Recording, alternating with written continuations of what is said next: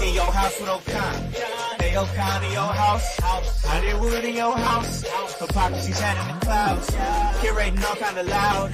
Wrestling in front of the crowds.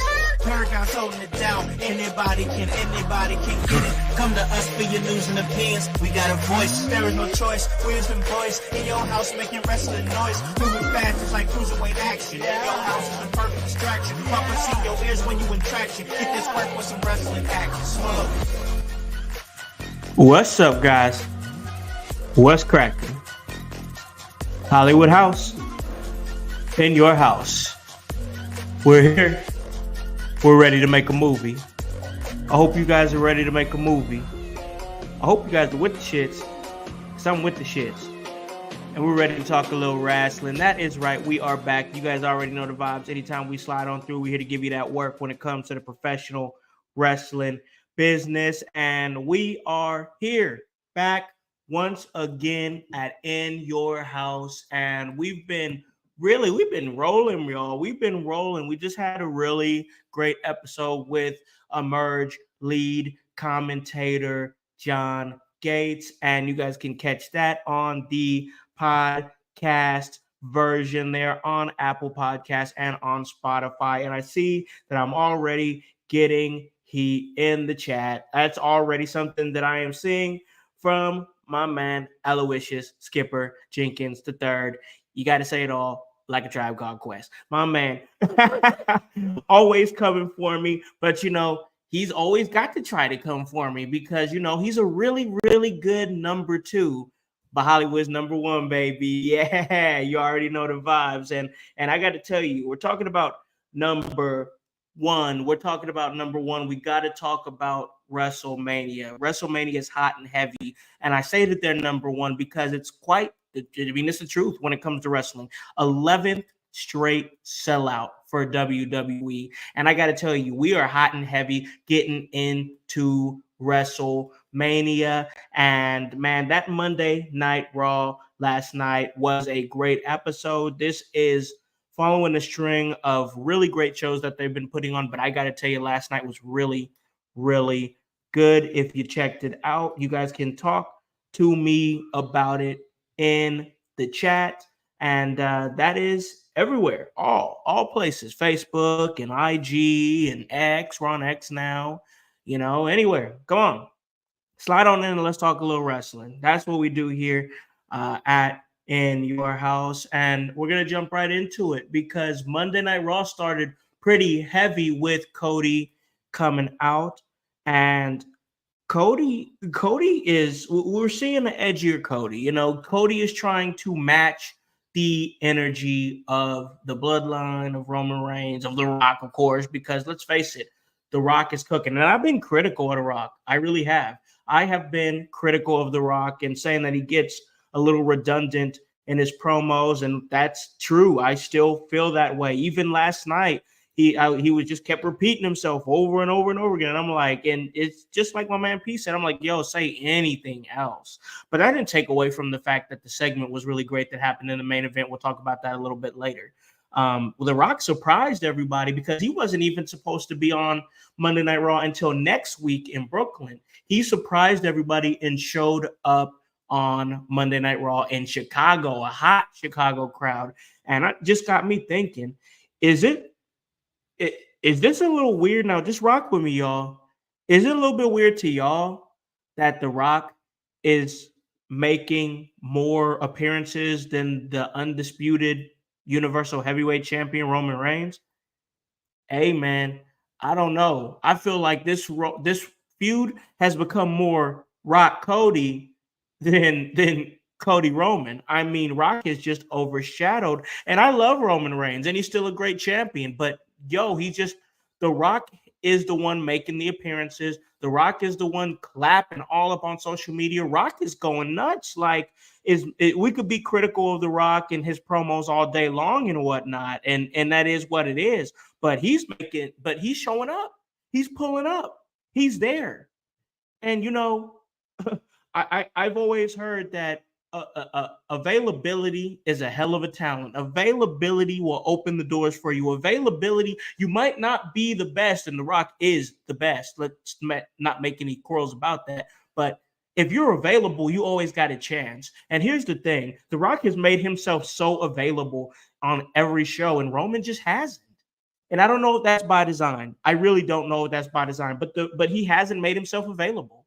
But Rock has. I'm seeing so much Rock, and I'm loving it, because even with the critiques, I got to keep going back to that, because I'm saying I think that he can be overly convoluted in his promos. It's too much sometimes, and it's redundant. That's the word, redundant. He's just redundant. But man, he's cooking, bro. Like, he's bringing out rock concerts. He's bringing out this belt. He's getting blood on the belt. Like, he's all up on social media. Like, he's in. And this is The Rock I said I wanted months ago, back when he was making one appearance every year, not even that. And he would come in and he would do his little shtick, and he would, oh, do you smell what The Rock is, or if you smell what The Rock is cooking in the millions? You know what? He hasn't even got in that bag. This is The Rock I said, and go back to the old episodes. I want a more invested Rock. And yes, I can have my critiques, but the truth of the matter is The Rock is locked in, and I love it.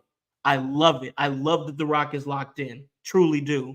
Truly do. He whispered something in Cody's ear, and we're seeing these backstage, and they're like, Rock, what did you say to him? Ask Cody Rhodes what I said. And then Cody is doing like, we are really getting heavy here. And like, it doesn't feel formulaic. Like, years ago when I watched the WWE, it felt so formulaic. I feel like there's not a formula right now. Like, they're just doing shit, like, and it's working, and it's great. I'm listening to Cody right now. I have Monday Night Raw playing in my ear right now here in my studio, and I'm just hearing these crowds. Everything feels organic. Everything feels fun. I was just in your house chat earlier, and I was watching some videos from some house shows on Monday Night Raw, and I was seeing Nia Jax, and like, I got to give Nia Jax her flowers real quick, because man, I know on this show I have destroyed her verbally. I didn't like her attitude. I didn't think that she was as invested as she should have been. Man, but I did all that because I want her to be great, and now it feels like Nia Jax is approaching greatness, and it feels like she's having fun, and everybody, like, she has done such a fantastic job of flipping everybody's thoughts on her, because there was a lot of people out there in the IWC, the internet wrestling community, that was really sour on her and really done with her and really was hoping that she would be done with wrestling. But she came back, and she's come back super, super strong and having a great run. And she's a real monster heel in the women's division. I just love it. I really do. And what I'm loving here is looking up here. I'm looking at The Rock's entrance real quick. And I always wanted to make a note of this. I watched this a little bit earlier because I didn't finish watching it last night. And like, his entrance, like the Rock theme from 2003 fits this heel persona just so perfectly. The slow walk, just the electricity that he has, like it just. And I'm not even talking about like the railing and whatnot that has like electricity graphics, but the man's electric, like he carries it with him, man. It's just crazy to see. The Rock is a vibe. It's high energy, but like I said, this Monday Night Raw, really, really good Monday Night Raw with a lot of different elements involved. And I enjoyed it, man. I enjoyed some of the mix that we saw, and Chicago got spoiled. So I just got to say, it's once again, said it on the show before, embarrassment of riches here. They got CM Punk and The Rock in the same night. You dig what I'm saying? Cody Rhodes is in the building. Seth Rollins is in the building. Only one that wasn't there that probably would have made this even like a different level of urgency to WrestleMania is if Roman would have pulled up. Straight up. If Roman would have pulled up, then it's like, dang, that's like damn near everybody, you know? But we still got SmackDown. And I don't know if he's advertised for SmackDown, but like honestly, to keep it real, we like if he's missing this week, like I'm like, yo, this is not the vibe for real.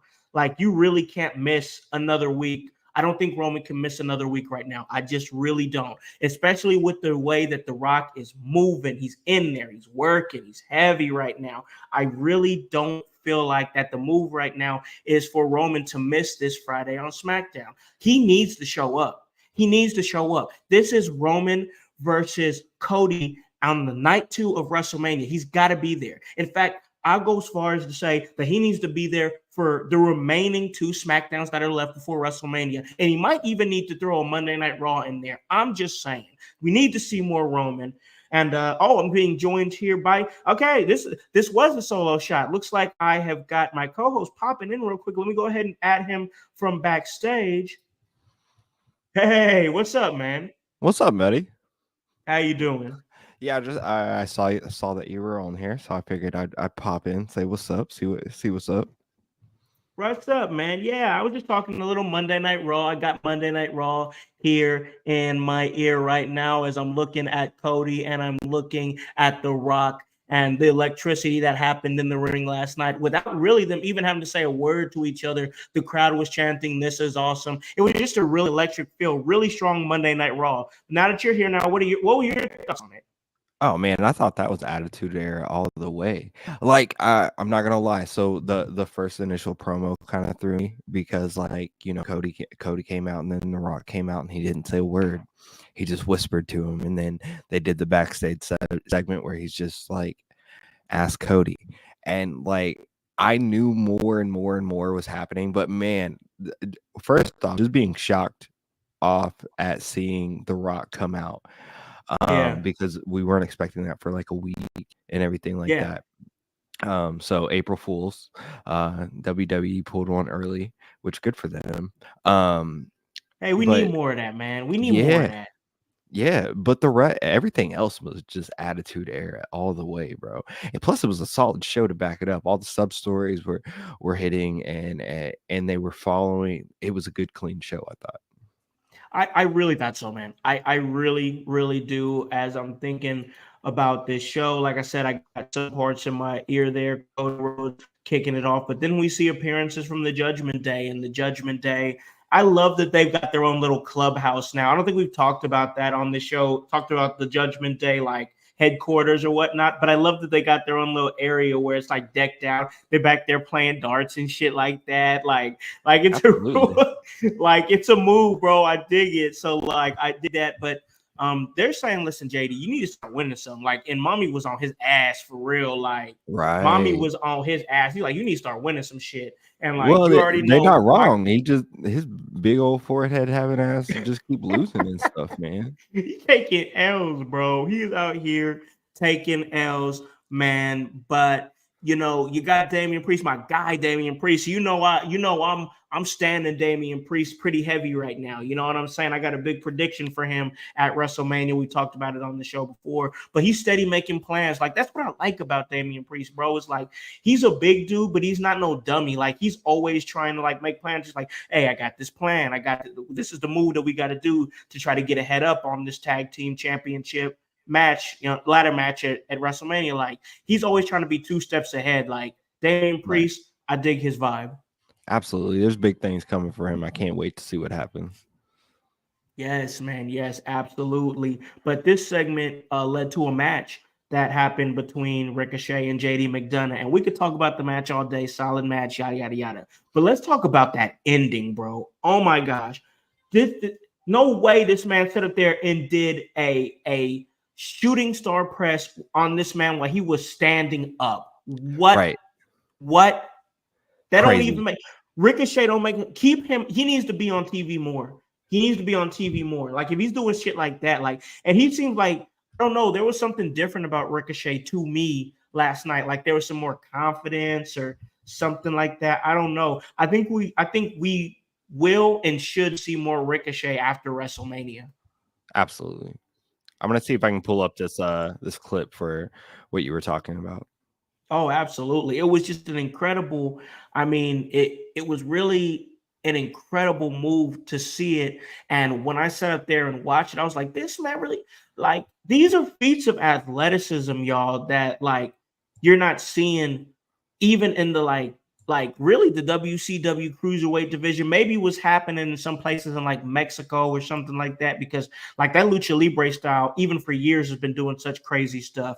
And we know that because we like, if you know anything about Ricochet's past, Lucha Underground and stuff, him being Prince Puma, and they've been kind of referencing that on commentary. Like he definitely has that like fast-paced lucha libre style, but it's so like his is just like so clean and like precise. And yeah, I definitely think that Ricochet needs to start getting back on TV again a little bit here past WrestleMania, maybe Absolutely. even They need a to. few weeks after that. Absolutely. I was on a podcast with a friend. The voice Joshua Joseph. I joined him for Window Liquors Oh, yesterday, yeah. and that's one thing that we were talking about is that Ricochet needs to regain his character. And I think that that's a really important thing for him to be able to do that. Yeah, I agree with that. I think that if they let him run with some sort of character, because that's the piece that's disconnecting, right? Because Right. we love his like feats of athleticism, but like we don't really know a lot about him, like not to say that you couldn't follow him on social media, but like he doesn't talk much, like, and when he does cut promos, they're kind of like cut and dry and to the point, which I get it. You're just he's not a promo guy and just trying to get to the point, but like I feel like there's more that I need to know about Ricochet to care about him more on a deeper level. Absolutely. Yeah, I can definitely see that as well. So yeah, I definitely dig what I'm seeing there with him. And like I said, this Raw, I mean, it was a really great Raw. We have The Rock unadvertised. We have great feats of athleticism from JD McDonough, and then of course we have an explosive confrontation. I mean, just a great promo segment between CM Punk, Drew McIntyre, and Seth Rollins. Man, I know I know you were really like big high on it. So why don't you go ahead and break that down from your thoughts? Because I know that was something that you really dug on. Yeah, that segment in its entirety was absolutely everything. I thought. I don't know about you guys, but I felt everything that was going on with that. Before I talk on that, let's I got this clip for Ricochet with everything that you were talking Oh about. yeah. Bring it up. Yeah. Well, maybe it's loading. Little buffering action. There we go. Oh no. Oh, okay. Oh no, we're behind.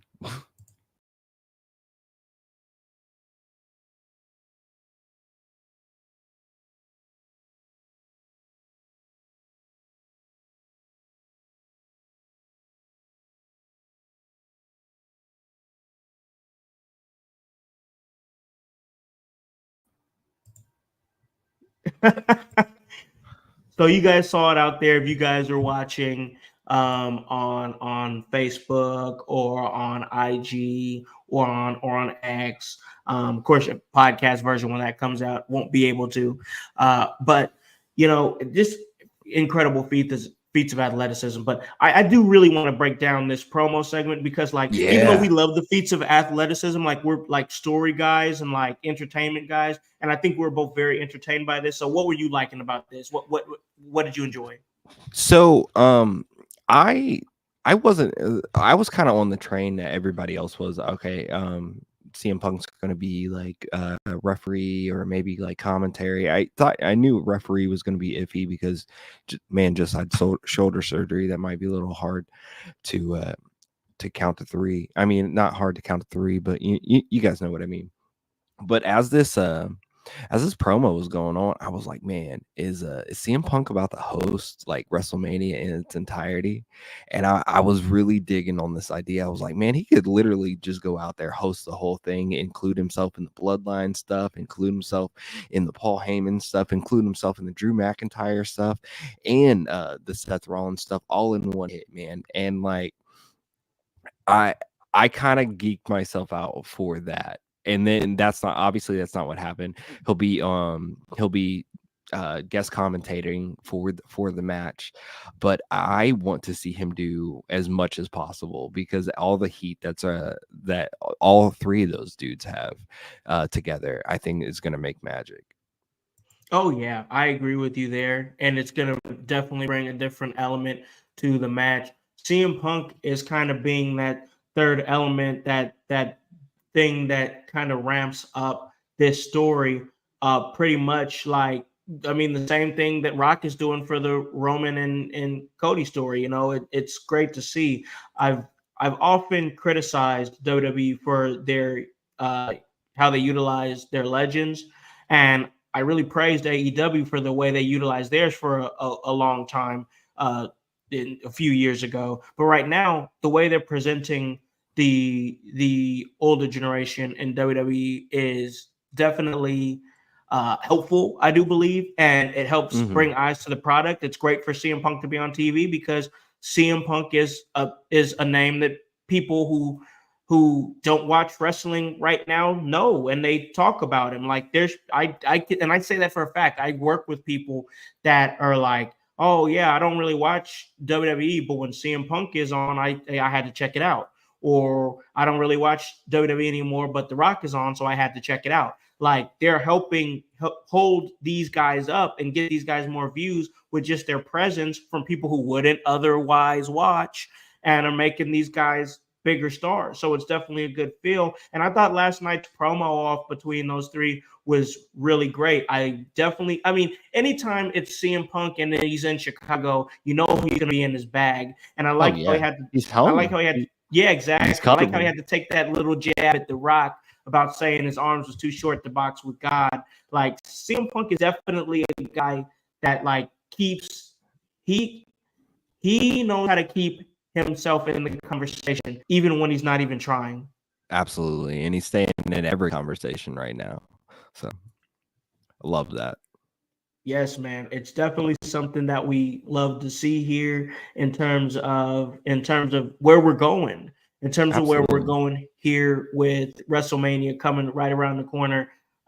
So what were you thinking, man, as far as this promo? Was there any in-depth thoughts or anything that kind of popped you or didn't pop you or like we talked, everybody's talking about how great this segment is. So I feel like we got to break it down a little bit more than just that, you know? Well, I thought, first and foremost, I thought the whole "you won't say his name" part. Oh yeah, yes. I was like, ooh, that's nasty work right there, bro. Like, I was like, I thought all that was spicy. He challenged him to say Vince. I was like, ooh, I know. Ooh, that was I got stung. He still didn't say it, and it cracked Drew McIntyre. He was laughing at the whole thing. So like, yeah, he was like, ooh. That's nasty work right there, just bro. That alone had me. So and then he told Seth Rollins to bring his wife too. And I don't think he's supposed to say that. Yes, man. He's like, oh, he's like, I'm the only thing that makes you guys interesting. I was like, damn, wait, I don't like that, bro. Damn. Yeah. Oh man, that I thought that segment was great. But hey, Broly, I'm not gonna take over your solo shot. I just wanted to pop in, say hi, say what's up, and everything like that. And then, but I'm gonna pop out. But Raw was great. And I'm gonna let you finish the rest of the solo shot. All right. Right on, brother, man. Thanks for sliding in. Yep. Later on, Broly. All right, like guys, as he said, this was really truly a great Monday Night Raw, and that's why I felt it was so important for me to slide on and come talk about it. And we're seeing the progression of other things happen, like Candice LeRae, the progression of her Mean Girl character, and what is exactly like what is going to be the role there. Where's Indy gonna go? Indy Hartwell. Is she gonna follow and become this person that Candace is trying to get her to be, or is she gonna go, the other direction? So that there's still things happening that might not come up at WrestleMania, but it'll still be it'll still be something that you can check out past that. We're seeing DIY go up against the New Day, and that plan that we was talking about earlier with the Judgment Day's Damian Priest. Damian Priest just decided to come down and just gang up on everybody, like straight gang war. Like, for me, it's crazy because the leader of Judgment Day more and more feels like it's Damian Priest, but Mommy still got her say so. You know what I'm saying? She still got her say so.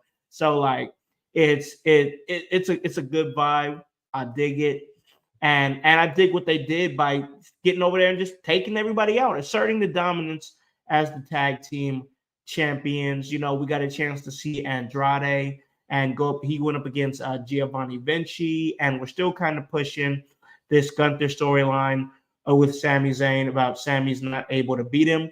But with Andrade, he was able to pick up a victory with a new finisher that we saw him do. It's kind of like a double arm, like jumping, swinging neck breaker. It was a cool move, nonetheless.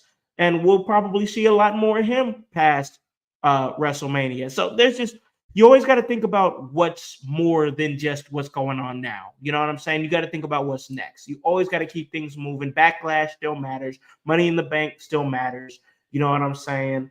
Payback, or if they decide to do Payback, still matters. All that stuff still matters. SummerSlam still matters. So, like, yes, we're here at WrestleMania, and we're going to most definitely have a banger show. But we got to keep this momentum as well, because this is like, it's profitable. It's crazy right now where it's going with pro wrestling. 11 straight sellouts. I know I said that at the beginning of the show, but with Becky Lynch and Rhea Ripley, they have a serious war where that got really personal. Where Rhea Ripley brought Becky's daughter into it, and Becky got real emotional and went into that. And it was a lot of Rhea just laughing in her face, and Dom was there too. And Dom, yeah, he was there too. This boy got smacked. All right, he got punched in his mouth. All right, no, he got punched in the mouth. I need you to understand what happened. He got punched in the mouth. All right, straight in the mouth. So that happened. That was that. And then we saw him finally, that explosion. And the way Michael Cole played it up on commentary was so great, man, because like it was a thing where it was like, okay, we've been waiting for these two to touch each other. Like, we've been waiting for these two to put hands on each other. And finally it culminated in this big promo battle. It was just so well done. It was a good vibe. It was done right, in my personal opinion. So I dug that. And then Jey Uso still trying to gain momentum towards, his match with his brother, and Sami Zayn still. And I'm gonna wrap this up a little bit because it's supposed to be a short solo shot, and I'm trying to keep it short. But man, it was just so good, y'all. That's my point. It was just so good. So like, you had those things happen. Bronson Reed picks up the victory because of this, distractions from Gunther and whatnot. Everything happening with Jey Uso. He picks up the victory. He hits the spear. Got a little extra bounce on that spear. He's like, he had to hit that other rope real quick to get that extra. And I'm loving his spear, man. It's good stuff. I dig it. But then the fight ensues and it continues on. And when I say the fight, I mean the bloodline comes out, Solo and Jimmy, and then you have Seth, and you have Cody come out and they get involved. Drew gets involved, and then things start to go backstage as the show was beginning to go off the air. And Jey Uso celebrating his victory. Here comes The Rock, and man, this brutal beatdown from The Rock. It was crazy. It was crazy to see. It was a vibe, and it was definitely Attitude Era-esque. That was exactly what Hype was saying earlier, and that's what it felt like. Everybody thought he was gonna get thrown off that ledge, but he kept throwing him. He kept throwing him into his bus. Him being Rock throwing Cody into the bus, and then he's getting the belt and smearing blood on the belt, and Cody he's just getting owned right now. He's just a bloody mess, y'all, and it's crazy, but it was a great vibe, and it was an element that needed to be done. It was definitely an element that needed to be done. So I most definitely enjoyed Monday Night Raw, and I think a lot of people did. A lot of people on social media was kind of raving about it from what I saw, but it was definitely a good episode to check out. If you haven't checked it out, I do highly recommend it if you're trying to see and keep up with what's going on the road to WrestleMania. And now we move forward here. And man, I'm going to go ahead and slide out of here. There's no easy segue for that. I'm just sliding out of here, y'all. I got to, man. We're trying to keep these a little bit shorter and trying to give you guys more bite-sized episodes here. But this one right here, it was so heavy. Like, I even had to have my man come in. He slid in real quick and wanted to talk a little bit about it because it was such a heavy episode. And yeah, this is my solo shot, but I was happy to have him come in and talk about it because it was a great episode. And you want to talk about great episodes and great wrestling with people who enjoy it just as much as you do. So, man, it was a great Raw. So much blood that was involved, just like my man Hype said. So much blood involved. It was a great vibe, a good flow, so much things going on, so much sub stories being told. This is what you can have. I said a million times on the show. This is what you can have when you have the greatest athletes in the world that are wrestlers, that are being shown how to do things the right way, that have like a new school type vibe. Like, gimmicks are still awesome, like, and it's like more pulling from like real life. And yeah, you still have some of your goofy stuff, but a lot of this stuff, these faction wars that's going on, WrestleMania is right around the corner, mainstream stars like Logan Paul, The Rock coming on, Pat McAfee. It's a good vibe, and it's great for wrestling. So guys, I'm gonna go ahead and slide out of here. You guys can go ahead and give me a follow. That's at The Hollywood House on IG. That's Hollywood House on Facebook and X. And then you guys can follow this great podcast, and that is at In Your House. And when you do that, make sure you spell my name right. That's HOWSE, and the W stands for work. So guys, I really appreciate you guys coming through. And guys, you already know them vibes. You need to hop on this bandwagon. Get on or get gone, because the household is still going mighty strong. You guys have a great day and a great rest of your week. Peace and Hype. Get ready to drink some Prime, buddy.